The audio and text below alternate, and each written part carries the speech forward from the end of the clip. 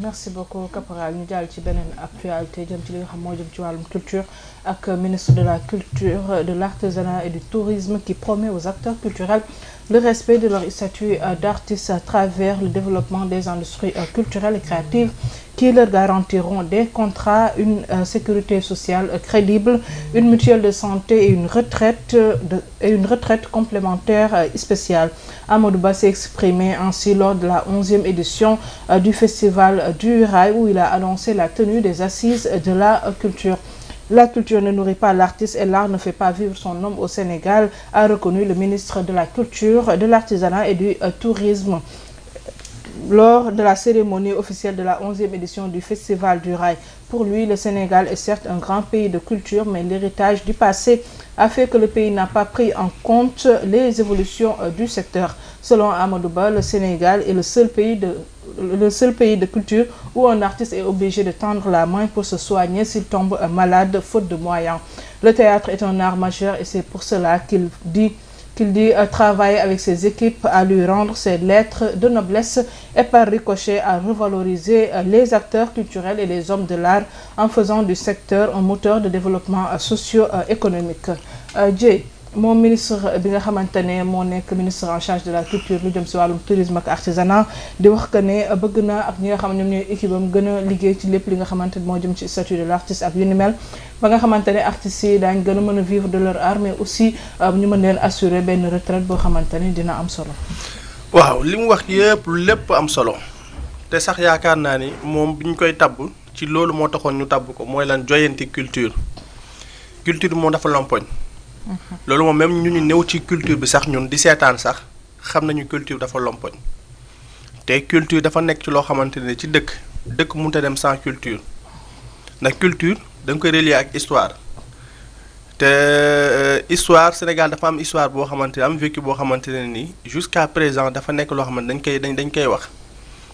dañ koy wax te nit ñi duñ ko fàtte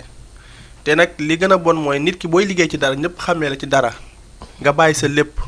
nga dem jàngi kii dem jàngi defi lii kii jàngi yow nga dem jàngi lii spécialisé wu ci loolu di ci def mu nekk sa gagne-pain doon li lay suturlu war nga cee am li nga xamante ni moo di assise war nga cee am li nga xamante moo di xel mu dal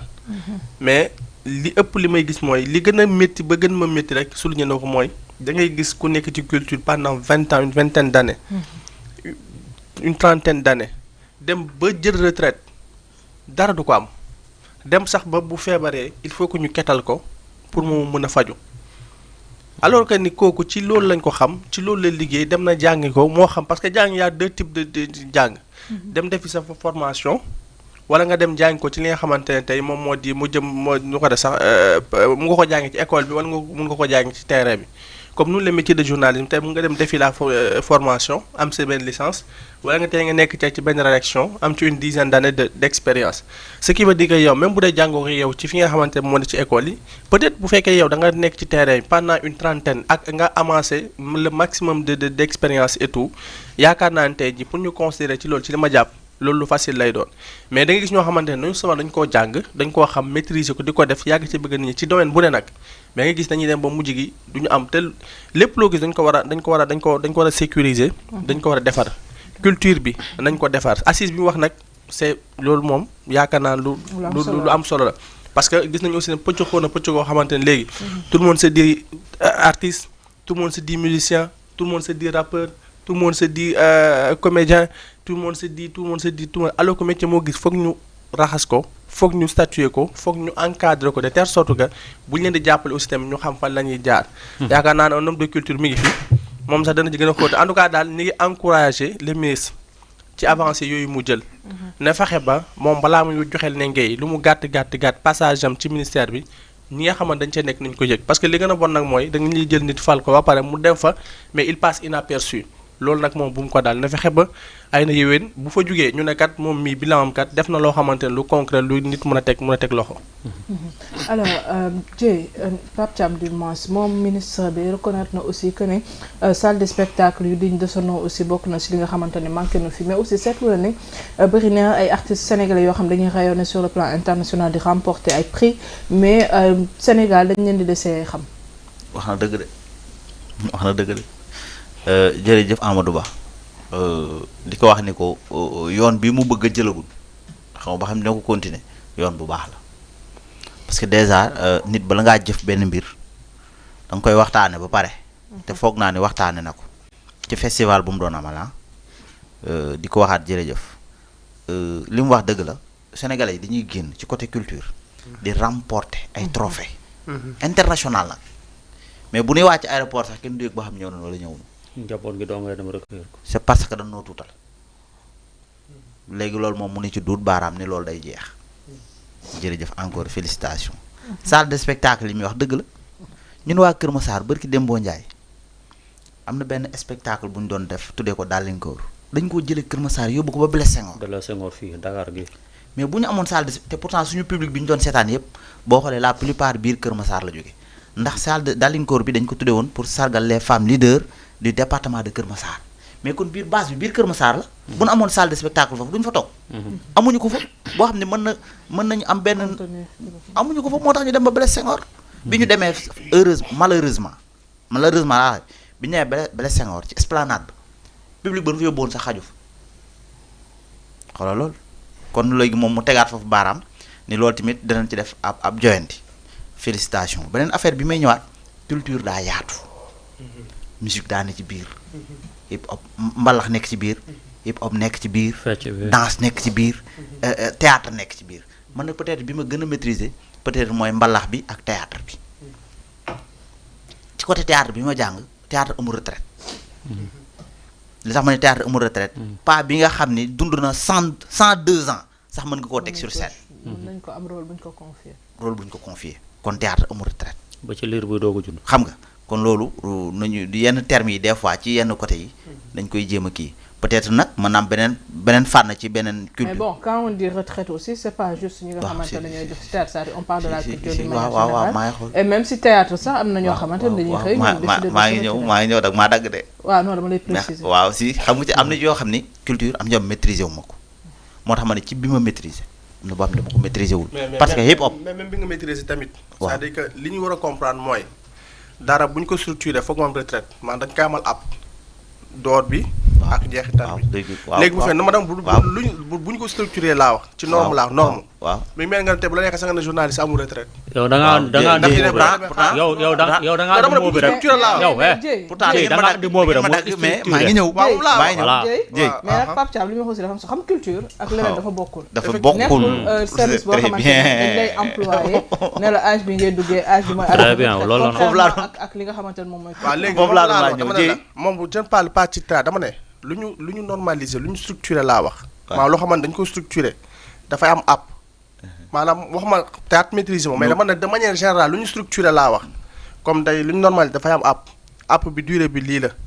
maanaam bu fekkente ne parce que tey bon xam nga théâtre moom ce qui se passe je ne parle pas ci cadre théâtre mais de manière générale tey lu ñu structuré loo xamante ne peut-être structuré nañ ko normalisé nañ ko et tout. dana am app dana am durée de vie dana am durée. maanaam durée bi fii la fii lay commencé temps bi boo fa yegg nga ci temps boo xam temps de retraite léegi yow bu la neexee yow nga continuer am na ñoo xamante ne peut-être ci métier dem nañ ba jël seen retraite mais ñu ngay continuer def métier bi. léegi soit d'une autre manière wala boog neen lañ koy defee maintenant je ne parle pas ci waaw non xam naa léegi loolu mu wax noonu yooyu yëpp mu ñëwaat parce que xam naa nag maa dagg mais foofu dinaa génne parenthèse boobu. yaa ngi dégg pour gën a accélérer affaire yi ndax xam naa bala ñuy lekk suñu temps bi beneen côté bi may ñëw mooy ci wàllu li mu doon wax da ngay nekk ci benn art ci biir culture da ngay dem ba nekk mag wala feebar dabale sax biir fekk xale nga yaa ngi dégg dan lay ketal wala ñu di la jàppale pour yóbbu la extérieur nga faji dañu joxaatul suñu gëdd nag wax dëgg fa yàlla parce que pour man fii da ngay gis ñoo xam ni dañu am ay œuvre yeneen ak yeneen duñu am sax fu ñu ko yóbbu pour jaay ko des fois problème yooyu yëpp day rencontrer dañu am problème yéen ñi nga xam da ngeen dund hip hop da ngeen am problème yu bari ci biir mais sant yàlla ndax wax dëgg fa yàlla peut-être mën nañu côté culture moom dafa suuxe woon mais gis naa ni man de nguur gi bi mu ñëwaateeg léegi des fois may gis performance yoo xam ne ñu ngi jéem a góorgóorlu donte nag réew mi fépp a metti mais gars yi ñi ngi jéem a def ay création ñi ngi jéem a génn beneen affaire nañ ñu dimbaliwaat man rek sama bopp maa ngi koy ñaanaat waa télé bi kilifa yi ñi ngi may dégg am na film boo xam ne bind naa ko c'est pour le mois de Ramadan nañ ma dimbali pendant koor gi ñu koy teg bientôt xam naa ne décembre bii laa ko bëgg a commencé tourner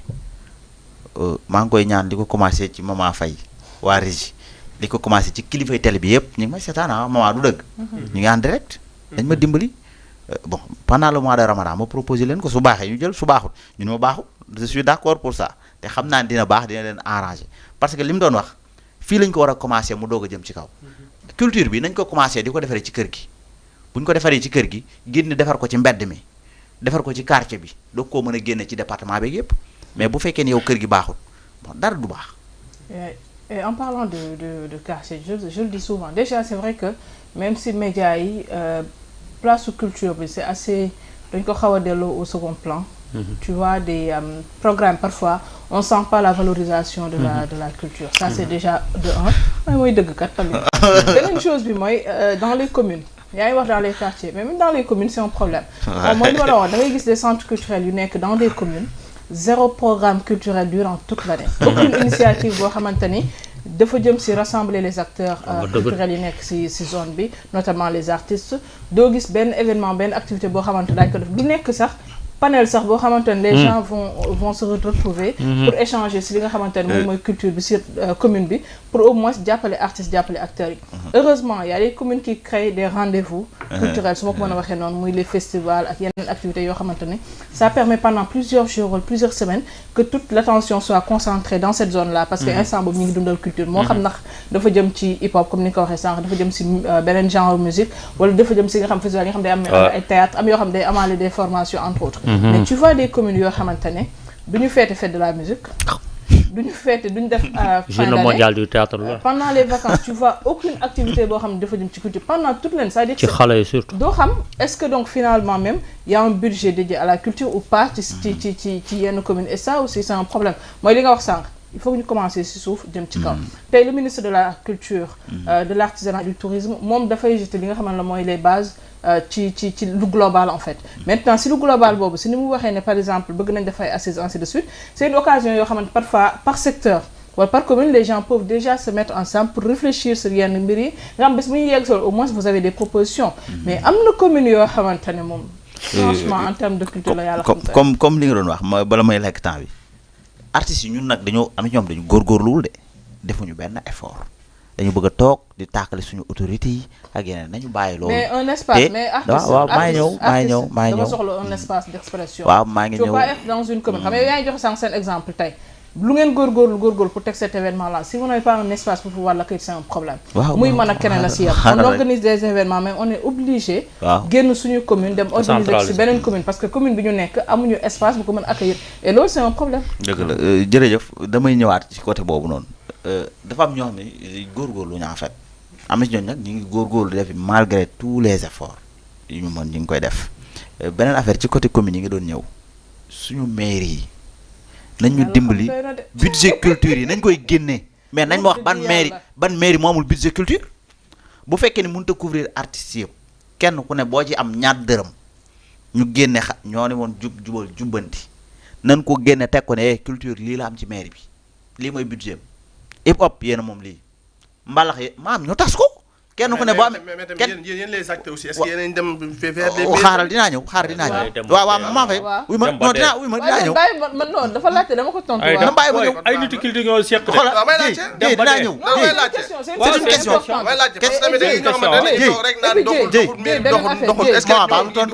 non c'est une chose rek et puis benn affaire ñàkkal fay def culture boo dem am na commission culture commission culture yooyu noonu lan mooy seen liggéey moom la ñu comprendre ñun parce que tey cette commission culture déjà dafa war a déjà dajale les acteurs commission culture boobu xam nañ ne y a un budget pour la culture donc il doit faire des propositions on peut pas être une commission culture toog nii alors que pendant ce temps yaa ngi gis commission santé am la ñu organise bien que maire yu bëri aussi commission santé amuñu njariñ yaa ngi gis ñoo xamante ne am na commission yoo xam ne ci environnement cadre de vie la ñuy yëngu ainsi de suite c'est-à-dire y a des commissions léegi nag bu ñu leen tegee commission il faut commission yooyu mu am lu muy servir et même boo demoon fekk say acteurs wala say artistes yënguwuñu ce sera à la commission de voir nan la mën a tegee des choses yoo xamante ne les gens pourront se retrouver dedans mooy li nga ko leeral rek maire yi ña ñuy teg ci commission culture yi xamuñu dara bërki dem moo njaay toog naa fii bay classe la non du jaxan xola bay classe le ministre de la culture Amadou Ba naan maa ko gën a aay maa ko gën a maîtriser domaine fi mu nekk keroog rek maa ngi la wax émission yaa ngi dégg loolu peut-être juste benn parenthèse la rek pour wax ko. ni ko da ngaa wax loolu ne waaye mën ngaa yeggal. non maa ko gën a maîtriser culture. Amadou Ba maa ko gën a maîtriser culture. yaa ngi dégg mairie yi ñi ñuy teg ci bopp commission culture yi xamuñu dara ay poste politique la. waa léegi dégg nga l'important yéen acteurs yi tamit la moo tax yéen tamit doo leen mën di doo leen mën doo leen c'est-à-dire que li may bañ moom li ñuy bañ noo xaar rek moom li ñuy bañ moom laa koy wax parce que daf ne dafa am ñu góorgóorlu wut c'est-à-dire que ñu góorgóorlu bugguma ñu jël ñaar wala ñett ñoo xam ne ñoom ñi ngi yëngatu seen mairie seen commune yi te ñoo acteurs ñoon léegi yéen dam ne affaire métti leen ngeen dëkk ci gox yi mais dem la ngeen imposé wu ngeen dugg ci commission yi imposé la ngeen dugg ci commission yi dugg ci commission ça dem ci liste lan effectivement wala ngeen dressé seen ay liste yoo xamante ne tey jii nii Dieye muy président de la république muy député yi nekk ci assemblée muy maire yi jiite commune yi amul fenn fu ñu bind ne bu nit inscrire ci liste wala politiqueul li nga xamante ne secteur bi nga xamante ne moom lay yëngu ko jël encore bàyyi ma yeggale un acteur culturel wala un artiste n'est pas obligé d'être dans une liste électorale moo xam locale wala leneen pour que mën a apporter li nga xamante ne moom mooy sa contribution ci commune bi bu ñu la falee bañ lay fal da ngaa indi un programme et ça c'est tous les maires dañuy indi programme ne lii mooy sama programme ci culture lii mooy li ma bëgg def ci environnement lii mooy li ma bëgg jëm ci wàllum éducation ainsi de suite bu ñu la falee da nga war a exécuter ce programme là. Maintenant je sais que ne parfois nga falu nga gis ne que li nga yaakaaroon fekkoo ko fi wala finance bi wala li nga xamante ne moom mooy budget bi demeewul noonu dëgg la et puis xam nañ ne aussi boo yoree dëkk y a tout le temps des priorités loolu tamit dëgg la mais cela n'empêche tu as un programme c'est pas parce que les artistes ou les acteurs ne sont pas dans la liste wala nekkuñu ci commission warul liggéey parce que commission bi déjà mënul jël tous les artistes et acteurs de la commune mais il peut travailler ak ñoom avec des idées ñooñu projet ñu am ak ñoom tam seen wala woon commission culture xanaa am ñu benn programme et li ma doon wax je parle pas de toutes les communes wax naa ko sànq y a des communes yoo xam ne chaque année ils ont de grands festivals yoo xam ba nga fay am. billaay wallaay. mi ngi fay am am na ñoo xam ne chaque fin d'année ñu ngi organiser des événements yu mag yoo xam dana tax ba seeni doomu commune wala gox ba du ñu soxla génn au contraire ñeneen ñoo leen di fekk si. pendant ce temps am na commune yoo xamante ne zéro activité culturelle. voilà léegi pour ces communes yoo xamante ne zéro activité culturelle. te chaque année wala bokk chaque élection. te boo fa déposé courrier bu jëm ci programme culture sax sama duñ la tontu. voilà léegi xam nga tey da ngaa. duñ la tontu duñ la tontu. da nga leen jox lettre parrainage. waaw duñ la faale. léegi non l'importance waaw xam nga lu waral affaire bi ñu yàgg foofu mooy culture dafa yaatu. te boo waxee fii am loo boros il faut nga laal foofu noonu mën a dëppwaat kon maman fu muy laal ak yow fi ngay laal presque maanaam dafa daje. xëy na kii lu mu wax ne xëy na dafa est-ce que par exemple moom mu ngi ci mairie wala mu ngi fréquenté ñi nga xam ne ñoom ñooy artistes yi gis nga artistes yi wala homme de culture ñoo gën a sonn ci lu jëm ci wàllum jàppale bu jóge ci mairie wala nga def foofu nga ne la damay organiser nga envoyé lettre rare nga gis ñu tontu la wala ñu yónnee la délégation ne la délégation mairie tel la wala tel la loolu moom pour nga gis ko problème la li Maman def fay di wax moo am mooy quelques rares communes yi nga xamante ne chaque année commission culture wala mairie ba ñoom ñooy organiser seen gox ne artistes yi nga xam ne ñoom ñoo ne ci gox bi balaa ñeneen di ñëw yéen kaay leen fii nii ngeen jàllal li nga xamante ne moom mooy seen métier muy wàllum culture am na ñoo xamante ñu ngi koy def HLM Kër Massaro Dakar feneen ak feneen ba commune Tivaouane Peulh ñoom ñi nga xamante ne amuñu activité foofu noonu mairie bi taxawuñ ci seen dara leneen ak leneen côté culture bi defuñ fa dara par exemple artistes yooyu noonu tey ñoom Paco Wizé ñoom Papito xam nga ñeneen ak ñeneen ñoom xam nga ñoom ñooy mujjee obligé dem ci festival fi nga xamante ne mooy HLM wala Dakar comprendre mais tey sa commune bu ci nekk tey bu doon yëngu ci wàllum culture kon culture du jooy maanaam commission culture yooyu noonu ak maanaam lu ñu alloué ak culture ñoom fan lañ leen ko jàll loolu kii itam question la boo xam ne ñoom dañ leen koy posé loolu c'est très normal fi may taale la ministre de la culture mu ngi maanaam dafa yore ministère boo xamante ne moo gën a métti ci ministère yëpp wala bokk na ci yi gën a métti wala yi gën a complexé pour nga régler benn rek di nga gis ñeneen ñu jooy bu nga gis ñeneen ñu jooy nan la ñuy def ba structuré ñooñu noonu ñi nga xam ne ñoo ne suuf ba ñu structuré wu ba foofu noonu tey macha allah tey troupe théâtrale ñaata la fi woon ci Sénégal tey pour mieux structurer li nga xamante moom mooy culture wala yenn yu jëm ci théâtre moo tax ñu organiser wu li nga xam ne mooy ARCO Dakar xam nga Thiès Diourbel xam nga feneen ak feneen ak feneen ak feneen ba tax na tey am na loo xamante ne jur na ko mais tey na la ñuy def ba ñëw noonu ki nekk ci wàllum artisanat ki nekk ci wàllum hip hop musique théâtre ak affaire nan la ñuy def ba ñëw noonu structure ba nekk ci yoon wu jub ba pare ministre bi nag doog a mën a xam yan woo yoon la war a mën a jaar moom daa ne am naa mébét wala bëgg naa kon yaakaar naa ne côté digg bi itam ñi fi nekkoon dañoo digg ba toog ba romb dem tey na xool fi nga xamante mooy problème ñu toog ak artistes yëpp ñu organiser wu toog waxtaan ak ñoom bu ko defee loolu yomb ci maman caporal jërëjëf waxaat nga lu am solo sànq waaw damay daaneel foofu ci li mu doon wax ci côté ARCO yeeg yooyu le ministre Amadou Ba ma di ko wax ni ko li ñu daloon daaw na fexe ba moom bu mu ko dal ren parce que bu ko dalee ren rek cela veut dire que li mu sàkku ni day daal di xaw a mën naa ni xaw a échec parce que daaw boo xoolee journée mondiale du théâtre dara génnut léegi nag moom bu góorgóorloo ren ba mu génn dina am défi boo xam ne mi ngi koy génne quoi waaw jërëjëf en tout cas comme ni ko Caporal waxee dafa nekk sujet boo xam dafa yaatu